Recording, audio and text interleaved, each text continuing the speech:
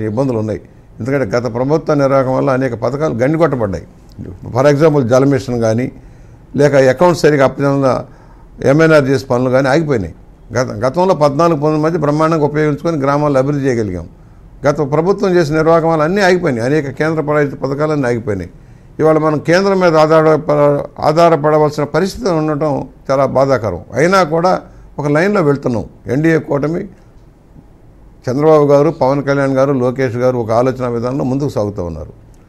కార్యకర్తల్లో ఒక రకమైన నైరాశ్యం వస్తుంది. ఏదో కావాలి, త్వరగా కావాలి. వాళ్ళు అర్థం చేసుకోవడంలా రాష్ట్ర ఆర్థిక పరిస్థితి ఏంటి, సమస్యలు ఎలా ఉన్నాయి, ఎలా పరిష్కారం చేస్తున్నారు, మనం ఇచ్చిన వాగ్దానాలు ఏమిటి, ఏ విధంగా ప్రజలకు చేస్తూ ఉన్నప్పుడు 6 ఫార్ములా అన్నీ అమలు చేసుకుంటూ వెళ్తూ ఉన్నాం. ఆర్థిక భారం ఉంది. నెల కూడా అనేక డిమాండ్లు వస్తూ ఉన్నాయి. ఉద్యోగ సంఘాల నుంచి డిమాండ్లు వస్తున్నాయి. గత ప్రభుత్వంలో వేసిన తప్పులకి బాధ్యత అంతా చంద్రబాబు గారు భరించే పరిస్థితి వస్తుంది. అది గమనంలో తీసుకునే పరిస్థితిలో కేడర్ లేరు. సర్ది చెప్పగల నాయకత్వం లేదు. యువ నాయకత్వం కొత్తగా వచ్చిందంటే వాళ్ళు కూడా తన్నులు ఆడుకునే పరిస్థితి రావడం చాలా బాధాకరం. ఇవాళ గతంలో జరిగినట్టుగానే గత 15-16 నెలలుగా చంద్రబాబు గారు, లోకేష్ గారు పూర్తి దృష్టి ప్రభుత్వం మీద, ప్రభుత్వ నిర్వహణ మీద, ఒక అభివృద్ధి మీద దృష్టి సారించారు. కొంత నెగ్లెక్ట్ అవుతుంది పార్టీకి సంబంధించి. అయితే పోస్టులు ఇచ్చారు.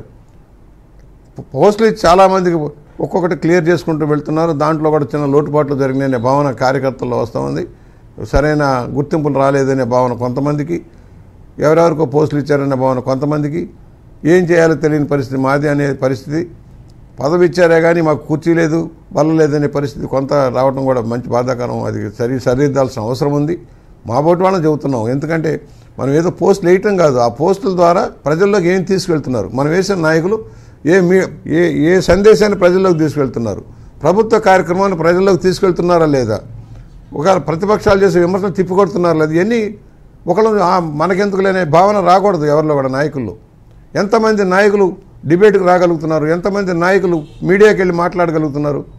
చిలక పలుకులు పలకటం డిపెండ్ చేయాలి. గవర్నమెంట్ ఎఫెన్స్లో రిలాక్స్ అయిపోతున్నారు. ఎఫెన్స్గా వెళ్ళాల్సిన వల్ల డిఫెన్స్లో ఉండాల్సిన అవసరం ఏంటి?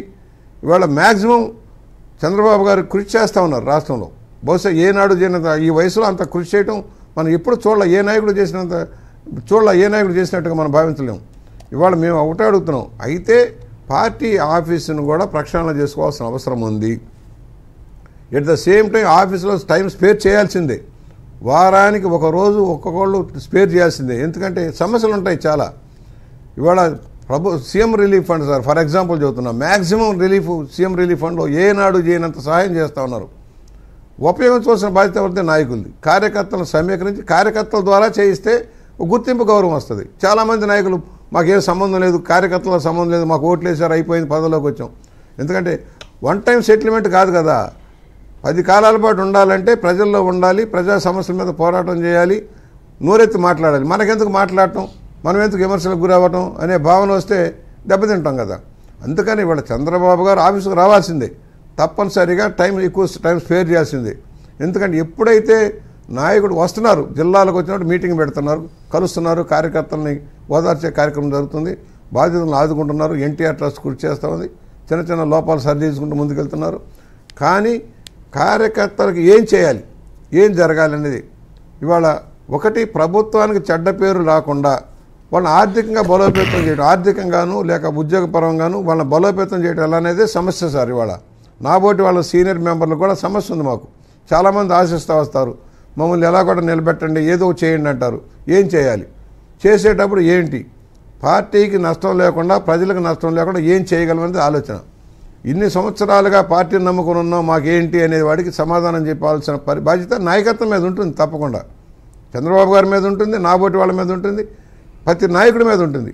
కొత్తగా వచ్చిన కొంతమంది మాకేంటి మీద వచ్చేసాం, పార్టీ పట్టించుకోవట్లా, ఇతర పార్టీల వాళ్ళకి సాయం చేసే పరిస్థితిలో ఉన్నారు.